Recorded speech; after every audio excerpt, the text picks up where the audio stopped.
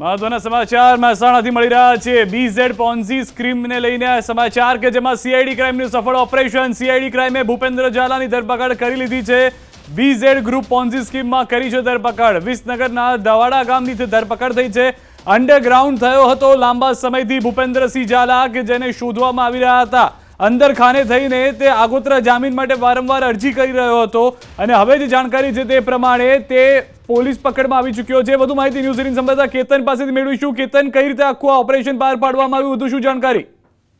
ચોક્કસથી જણાવી દઉં કે હાલમાં જે સૂત્રો તરફથી માહિતી મળી રહી છે તે પ્રમાણે સીઆઈડી ક્રાઇમ બ્રાન્ચ દ્વારા સફળ ઓપરેશન કરવામાં આવ્યું છે। સીઆઈડી ક્રાઇમ બ્રાન્ચ દ્વારા ભૂપેન્દ્રસિંહ ઝાલાની હોય છે ધરપકડ કરવામાં આવી છે। ઉલ્લેખનીય છે કે બીજેડ ગ્રુપ પોન્ઝી સ્કીમમાં આજે ધરપકડ કરવામાં આવી હોય છે તેવી હાલમાં સૂત્રો તરફથી માહિતી મળી રહી છે। પોન્ઝી સ્કીમના મુખ્ય સૂત્રધાર કહી શકાય છે ભૂપેન્દ્રસિંહ ઝાલા મહેસાણા જિલ્લાના વિસનગર તાલુકાના દવાડા ગામથી હાલમાં આ ભૂપેન્દ્રસિંહ ઝાલાની ઝડપી પાડવામાં આવી છે, ધરપકડ કરવામાં આવી છે તેવી હાલમાં સૂત્રો તરફથી માહિતી મળી રહી છે। કેતન, એક રીતે જોવા જાવ તો ભૂપેન્દ્રસિંહ કે જેઓ લાંબા સમયથી ગાયબ અંડરગ્રાઉન્ડ રહ્યા અને તેઓને પકડવા માટે અનેક ટીમો બનાવવામાં આવી, અંતે તેઓમાં સફળતા મળી છે। મોટો ખુલાસો હવે થઈ શકે છે આખી સ્કીમને લઈને? ચોક્કસથી અનેક ટીમો બનાવવામાં આવી હતી, ઠેર ઠેર આની તપાસ કરવામાં આવી હતી, ક્યારેક એક સફળતા મળી છે, સફળ ઓપરેશન કરવામાં આવ્યું છે। મહેસાણા જિલ્લાના વિસનગર તાલુકાના દવાડા ગામથી હાલમાં ભૂપેન્દ્રસિંહ ઝાલાની ધરપકડ કરવામાં આવી છે। ત્યારબાદ તેમને હાલમાં જે માહિતી મળી છે સૂત્રો તરફથી તેમને ગાંધીનગર તરફ લઈ જવામાં આવી રહ્યા છે। ત્યારબાદ તેમની પૂછપરછ કરવામાં આવશે, ત્યારબાદ એક બાદ જે ખુલાસા હોય છે તે આગામી દિવસોમાં ચોક્કસથી થઈ શકે છે। જી કેતન, આજે વિસનગરનું દવાડા ગામ છે, ભૌગોલિક રીતે જોઈએ તો કઈ રીતની તેની પરિસ્થિતિ છે કે ત્યાં આગળ લાંબા સમયથી હતો, ત્યાં સીઆઈડી ક્રાઇમ પહોંચે તેના માટેની કઈ રીતે પ્રયાસો કરવામાં આવ્યા હતા તે વિશે જાણકારી? ભૌગોલિક પરિસ્થિતિ શું છે દવાડાની?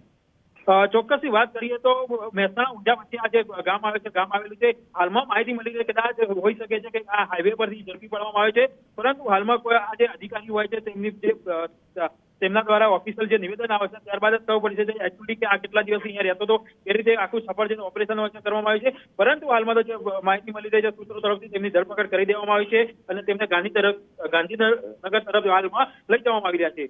કેતન, આપ અમારી સાથે જોડાયેલા રહેજો। ન્યૂઝ 18 સંવાદદાતા નવીન પણ અમારી સાથે જોડાઈ ગયા છે। નવીન, જે સફળતાની રાહ જોઈ રહ્યા હતા સીઆઈડી ક્રાઇમ, તે આખરે મળી ચૂકી છે। લાંબો સમય થઈ ગયો પરંતુ અંતે સફળતા મળી, ભૂપેન્દ્રસિંહ હવે પકડમાં છે। સિદ્ધાર્થ, ભૂપેન્દ્રસિંહ ઝાલા જે આખા કૌભાંડનો માસ્ટર માઇન્ડ એમડી કહી શકાય, એ તમામ પ્રકારની તેમની તે હતો અને તેને જે છે મહેસાણાથી ડિટેન કરી લેવામાં આવ્યા છે। અત્યારે તેને ગાંધીનગર લઈ જવામાં આવશે, તેની પૂછપરછ કરવામાં આવશે અને ખાસ કરીને ક્યાં છુપાયેલો હતો આટલા સમયથી તે તમામ માહિતી એકત્રિત કરવાની કામગીરી જે છે તે કરવામાં આવી રહી છે।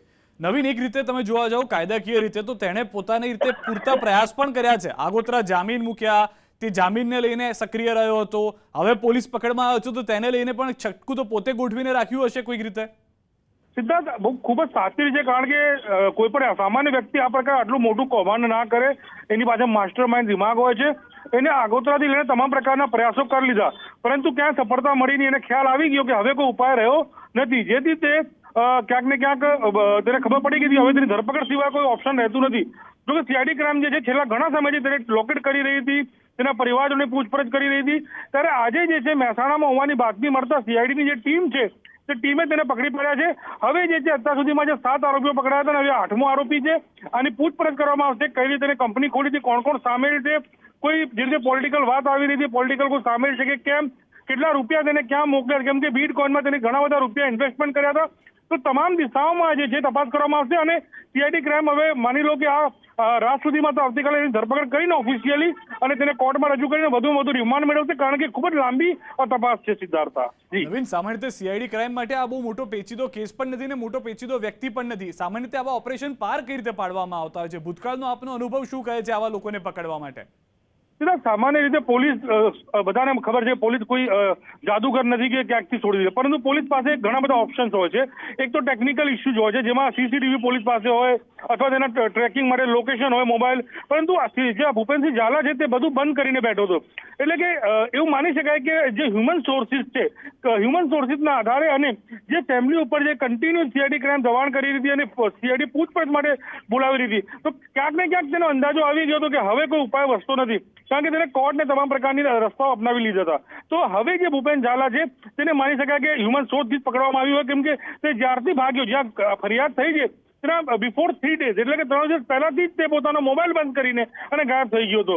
એટલે કે મોબાઈલ ફોન નથી તેની પાસે, ગાડી નહોતી તેની પાસે, કોઈ લોકેશન સીસીટીવી નહોતું. એટલે હ્યુમન સોર્સ અને કન્ટિન્યુ સીઆઈડી ક્રાઇમની જે ટીમ છે તે લાગી હતી અને એક ટાર્ગેટ હતો, એક પડકાર હતો, કારણ કે સવાલો ઉભા થઈ રહ્યા હતા કે સીઆઈડી ક્રાઇમની ટીમ અત્યાર સુધીમાં ભૂપેન્દ્રને કેમ નથી પકડી શકતી, ત્યારે ભૂપેન્દ્ર ઝાલા જે છે હવે પોલીસ કસ્ટડીમાં આવી ગયો છે. હવે મુખ્ય આરોપી આવી ગયો એટલે હવે ધીરે ધીરે અનેક રહસ્યો જે છે તેના પરથી પડદો ઉચકશે. નવીન, સામાન્ય રીતે આમાં એક રાજનીતિનો પણ મુદ્દો આવી ગયો હતો, પરંતુ હવે એ તમામ મુદ્દાઓ પર ફૂલ સ્ટોપ આપ જોઈ રહ્યા છો સીઆઈડી ક્રાઇમની આ ધરપકડથી? બિલકુલ આને નકારી ના શકાય, કારણ કે જે રીતે આક્ષેપો થઈ રહ્યા હતા, ઘણા બધા વિડીયો, ઘણા બધા ઓડિયો વાયરલ થઈ રહ્યા હતા કે જે ભૂપેન્દ્ર ઝાલા અલગ અલગ જે પોલિટિકલ પાર્ટીના નેતાઓ સાથે ફરતો હતો, કેટલાક નેતાઓ ખુલાસો બી કરવો પડ્યો હતો કે ભાઈ આ અમારો અંગત નથી, આ તો એક સામાન્ય કાર્યક્રમ છે.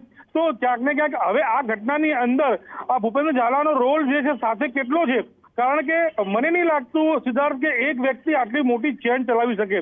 આટલા બધા બેંકો ખોલી દીધા, સ્કૂલો ખોલી દીધા, કોલેજો ખોલી દીધા, ઓફિસો ખોલી દીધી, ઇલેક્ટ્રોનિક દુકાનો ખોલી દીધી. એટલે એક સામાન્ય રિપેરિંગ, ટીવી રિપેરિંગ કરતો હતો ભૂપેન્દ્ર ઝાલા, શરૂઆતમાં એ જે માહિતી મળી હતી. એટલે કે આ સામાન્ય વ્યક્તિ આટલા મોટા જો પહોંચી જાય તો મને નહીં લાગતું કે તે સિંગલ હેન્ડેડ હોઈ શકે.